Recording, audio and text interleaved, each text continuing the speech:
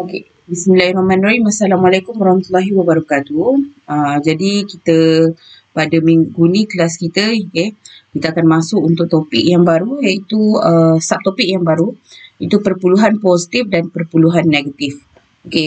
Sebelum kita masuk pada perpuluhan positif dan negatif, ingatan semula, last week kita ada belajar berkenaan dengan pecahan positif dan pecahan negatif.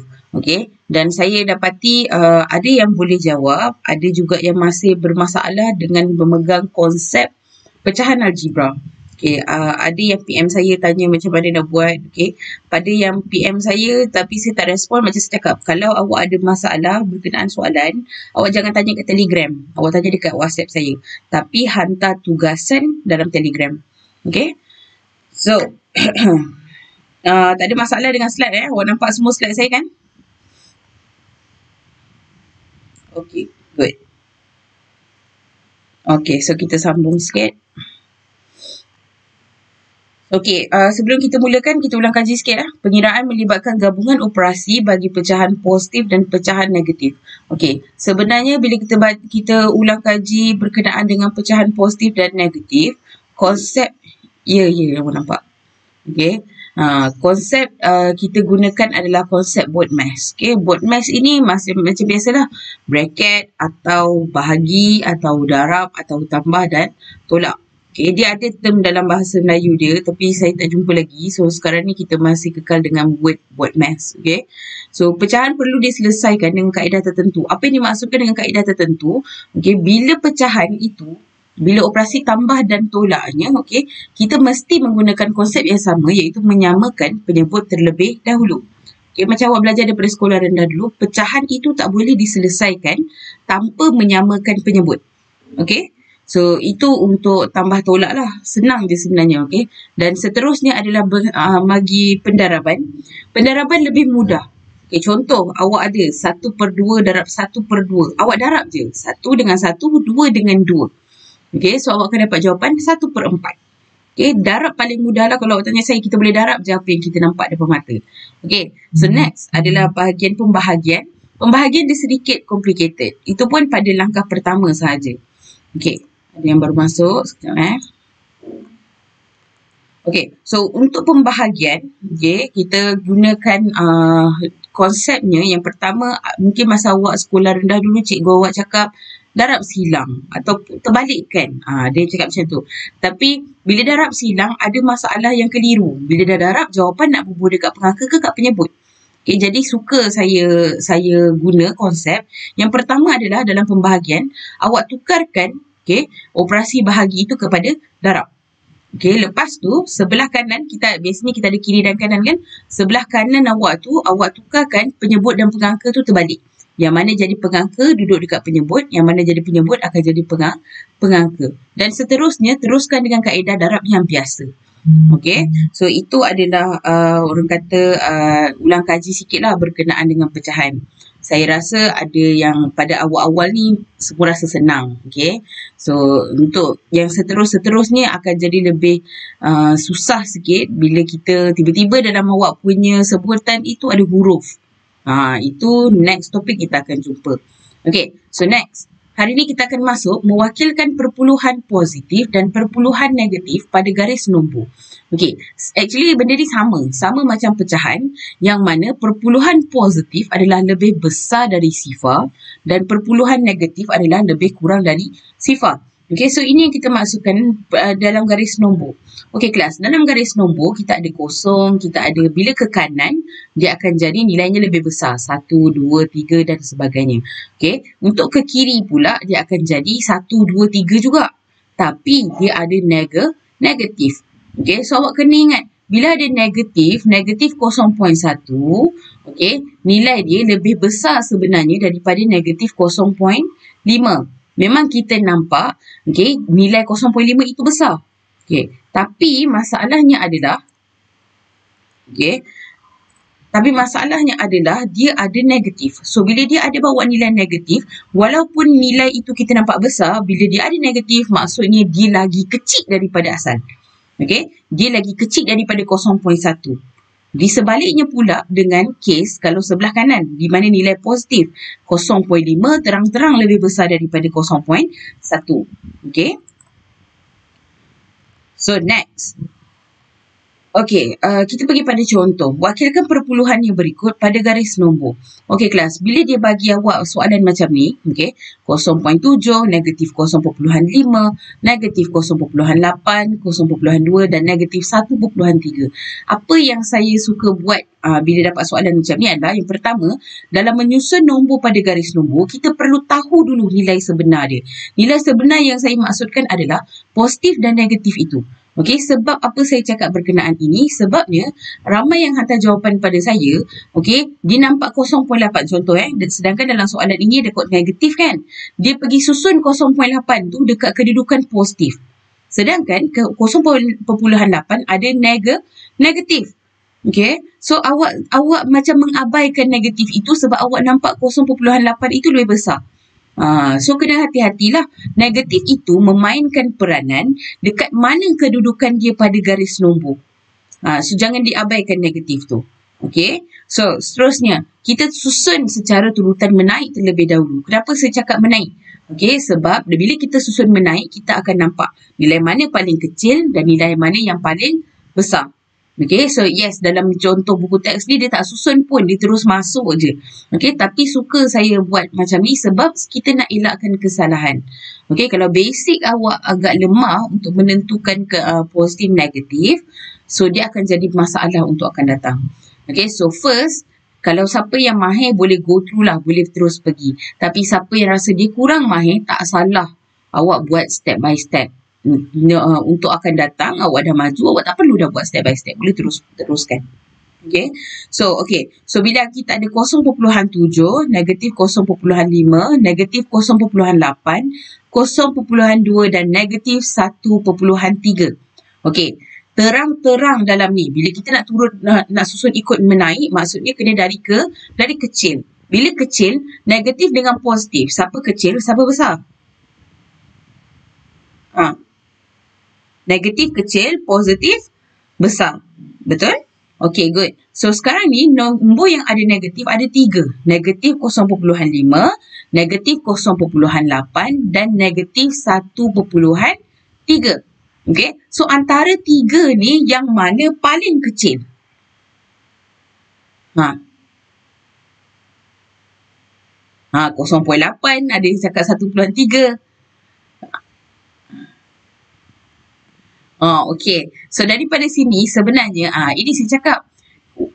Ya, okay. Bila kita tengok pada nombor ni, kita ada 3 kan? Yang pertama 0.5, 0.8 dengan 1.3. Okay. Kalau dalam konsep positif, yes, 1.3 itu paling besar sebab dia semakin ke kanan. Tapi disebabkan sekarang dia adalah nilai negatif.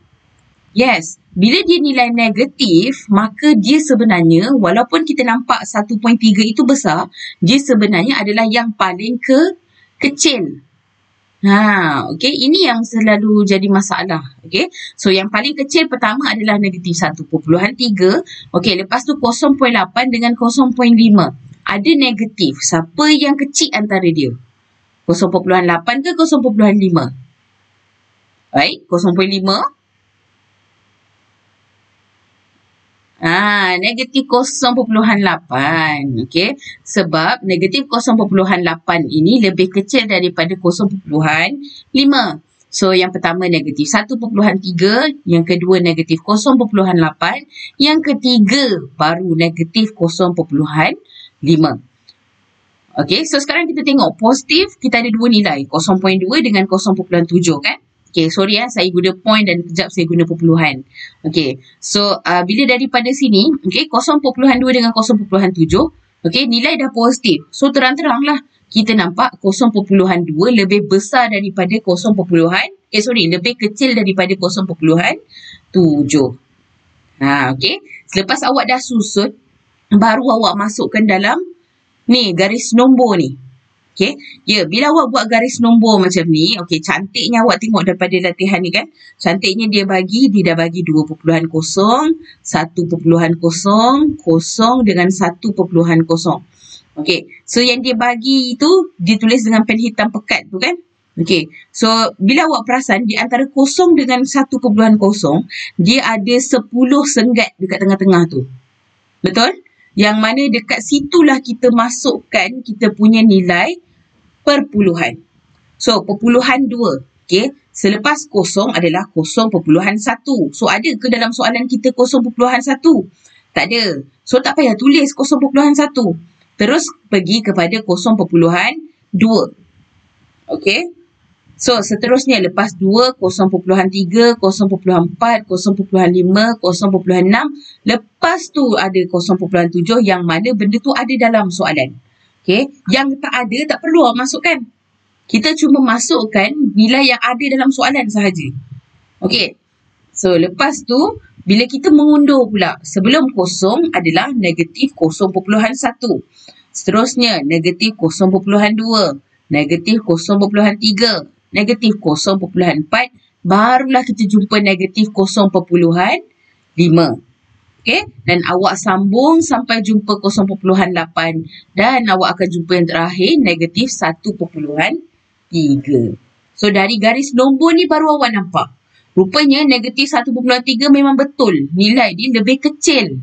Okay? Semakin kecil sebab dia semakin jauh daripada kosong.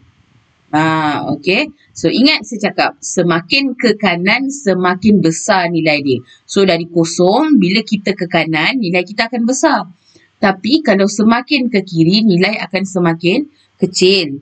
So, dari kosong, bila ke kiri, dia akan jadi semakin kecil. Okay. So, itu yang dimaksudkan dengan saya kata susun dahulu mengikut turutan. Okay, next. Okay. Pergi contoh yang seterusnya. Dia kata banding dan susun perpuluhan yang berikut mengikut tertib. Okay. Ini pun samalah soalan yang sama. Okay. So, yang pertama dia bagi mengikut tertib menurun. Kali ni dia dah describe. Dia kata menurun. Kalau menurun maksudnya besar ke kecil.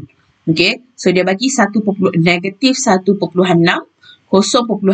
negatif 0.3, 1.4 dan negatif 0.7. Okay. Saya nak minta kerjasama. Kalau awak tak respon, tolong offkan mikrofon sebab dia mengganggu sikit awak punya pengajaran. Ada soalan, awak boleh raise hand. Okay. So, bila daripada awak dah dapat benda ni, macam saya cakap, first kita susun. Okay, kita susun dulu yang mana besar, yang mana kecil. Okay, so negatif kita ada 3 nilai kat sini kelas. Kita ada negatif 1.6, negatif 0.3 dengan negatif 0.7.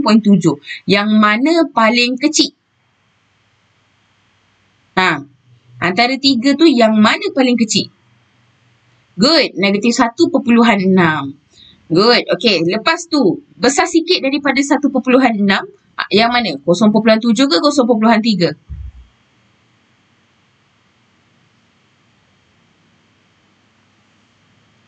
Yes. Negatif 0.7. Lepas tu baru kita jumpa negatif 0.3. Okay, good. Awak dah faham dah tu. Okay. So, bila awak nampak, sekarang ni nilai positif kita ada 2 pula. Satu 0.5, satu lagi 1.4. So, siapa yang paling kecil antara 0.5 dengan 0.4?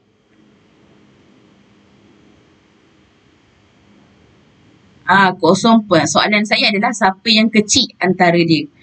Yang kecilnya adalah 0.5 dan yang paling besar adalah 1.4. Okay, good. So, bila soalan kata dia nak tertib menurun ke menaik? Soalan nak tertib menurun. Bila menurun, mesti besar ke kecil. So, awak susunlah secara terbalik. Okay? Susun yang besar sampai ke kecil. Okay, boleh? Ada masalah? Tak ada masalah, Okay, good. So, seterusnya, okay, kita masukkan. Okay, sama juga macam konsep pecahan. Pecahan bila awak dapat, awak kena bandingkan dulu siapa besar, siapa kecil kan. Okay, lepas tu kita akan masuk pengiraan. Sama juga konsepnya iaitu sekarang ni kita akan pengiraan melibatkan gabungan operasi bagi nombor perpuluhan. Okay, masih menggunakan konsep BODMAS. Macam saya cakap tadi lah, masih menggunakan konsep BODMAS. Okay, masalah yang sering dilakukan oleh pelajar ialah okay, bila awak darab ke, awak bahagi ke, kedudukan perpuluhan awak tu lari. Patutnya 0.02. Tiba-tiba 0.2 je. Itu yang sentiasa menjadi masalah dalam kalangan pelajar. Okay, so next kita pergi pada contoh. Okay, saya nak maklumkan ni, awak tahu kan matematik awak boleh pakai kalkulator, betul? Awak tahu betul? Okay, good. Siapa yang dah ada kalkulator, bagus. Siapa yang tak ada kalkulator, okay, saya bagi tahu satu. Bila awak ada handphone, okay, awak ada handphone, contoh awak ada Android ke, awak ada iPhone dan sebagainya, awak boleh download, okay, kalkulator saintifik nama dia. Okay, dalam kalkulator saintifik tu, siapa yang tak ada kalkulator lah, dia akan dapat gambaran atau paparan yang sama macam kalkulator sebenar. Okay, so awak akan dapat macam ni lah. Okay, tapi dia dalam bentuk dekat telefon. So awak boleh guna sama macam kawan awak. Itu kelebihan dia kita belajar guna telefon lah. Okay, so siapa yang tak mampu nak beli lagi, boleh download je apps tu.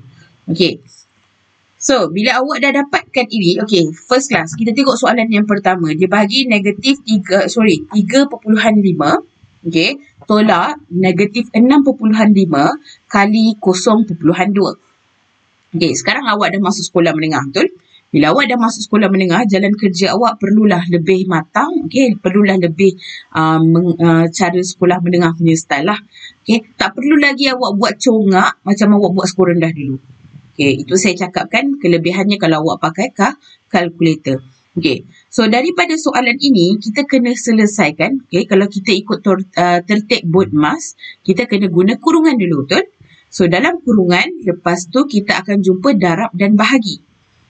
Okay, so kurungan, sekarang dah ada darab. Jadi kita selesaikan yang biru ini dulu.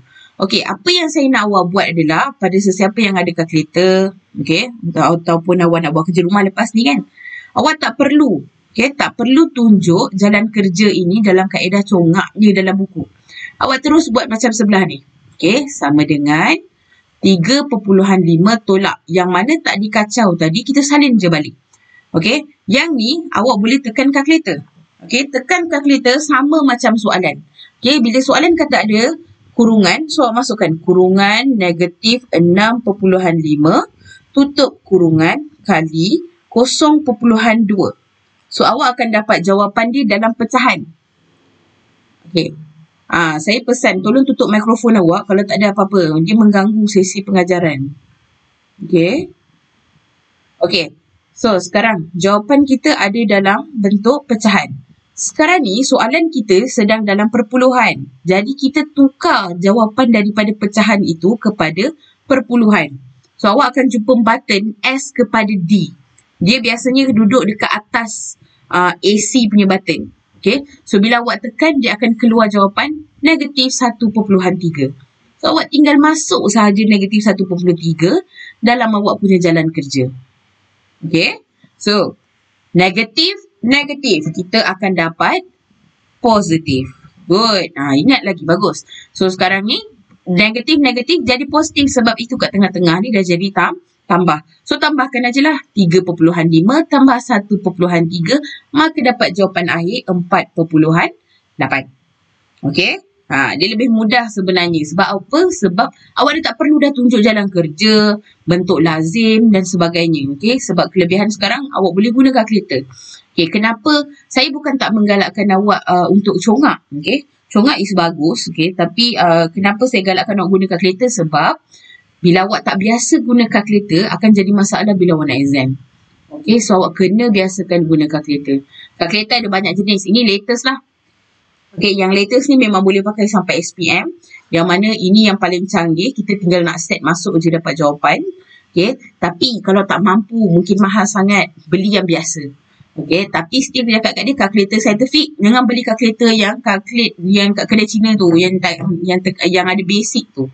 Okay, so kalkulator saintifik tak sama dengan kalkulator biasa. Okay, so tolong check.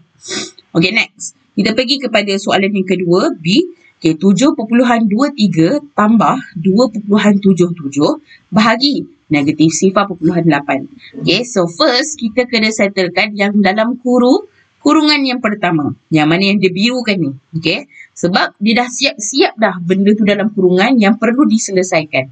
So awak tekan je. Kalau awak tak reti kan, awak tekan je kalkulator awak. So dapat 10 bahagi negatif 0.8. Okay, ini pun sama. Tekan je. Okay, saya nak nampak yang ni, yang sama dengan apa ni. Okay, So, jawapan akhir awak akan dapat negatif 12.5. Kenapa negatif? Sebab positif 10 dah bahagi dengan negatif. So, positif, negatif dapat negatif. Okay. So, next.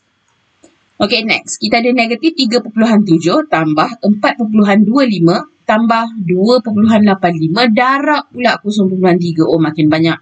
Okay. So, first, mengikut konsep mesti menggunakan, kena selesaikan BODMAS iaitu dalam bracket. Okay, dalam kurungan.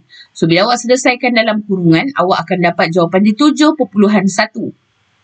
Okay. BODMAS kata lepas kurungan kita ada darab atau bahagi. So, dalam soalan kita ada darab. Yang ni tambah. So, jangan selesai yang tambah dulu. Okay, so darabkan dengan sifar perpuluhan 3. So, bila awak selesaikan lagi, awak dapat 2.13. Baru boleh selesai yang akhir. Okay. So, negatif, positif. Ini kita tak boleh guna konsep negatif positif. Kita guna konsep hutang bayar. Okay, so dapatlah jawapan akhir awak negatif 1.57. Okay. So, senang je sebenarnya. Yang penting awak kena ikut, okay? Ikut konsep BODMAS tu. Okay, kalau awak perasan sekarang, okay, dalam Facebook, awak selalu main Facebook kan? Dalam Facebook banyak keluar soalan yang macam ni. Okay, kadang-kadang dia bagi awak gambar aja pisang, tiba-tiba pisang tu tinggal 2, tiba-tiba manggis dah jadi separuh. Kan? Lepas tu tambah tolak darab bahagi, dia letakkan dalam satu persamaan. Dan ramai yang komen jawapannya tak betul. Sebab apa? Sebab tidak menggunakan konsep BODMAS. Ramai yang main tekan kalkulator terus keluar jawapan. Ramai yang terus daripada depan tak baca dulu. Yang mana kita nak kena selesaikan. Sedangkan kita perlu selesaikan mengikut turutan daripada operasi yang dia bagi. Okay. So next. Okay. Jadi untuk hari ni saya nak masuk perpuluhan saja dulu. Okay. Dan untuk makluman awak dah nak habis dah topik 1. Okay. Dan macam saya cakap, saya tak pergi banyak sebab saya tak nak rushing. Okay. InsyaAllah nanti kita jumpa balik depan-depan April kan. So, April nanti kita jumpalah secara depan-depan. Saya nampaklah muka awak. InsyaAllah kita doa yang baik-baik lah. Okay. Jadi, bila naik bulan April nanti, okay, awak jangan ingat awak tak hantar kerja rumah, awak selamat. Saya akan tengok kerja rumah siapa yang buat, siapa yang tak buat. So that, jangan abaikan kerja rumah yang saya bagi. Okay, usahakan. Seboleh-bolehnya usahakan untuk buat lah. Okay, so latihan pada hari ini kita ada banyak sikit lah. Okay, 1.4A, 1.4B, 1.4C dan 1.4D. Dia ada tambahan ekstra dekat bawah ni. Yang kat bawah ni 1.4D ni adalah soalan melibatkan penyelesaian masalah. Saya nak tengok macam mana awak menyelesaikan masalah dalam bentuk ayat. Biasanya soalan macam ni lah yang ditakuti pelajar sangat. Tapi jangan takut. Sebenarnya awak kena betul-betul je baca soalan. Dan insyaAllah boleh buatlah benda tu. Ada apa-apa masalah boleh PM dan email PM saya dekat WhatsApp. Sekiranya masalah, okay. Tapi homework macam saya cakap, submit dekat Telegram. Okay, ada apa-apa soalan? Tak ada.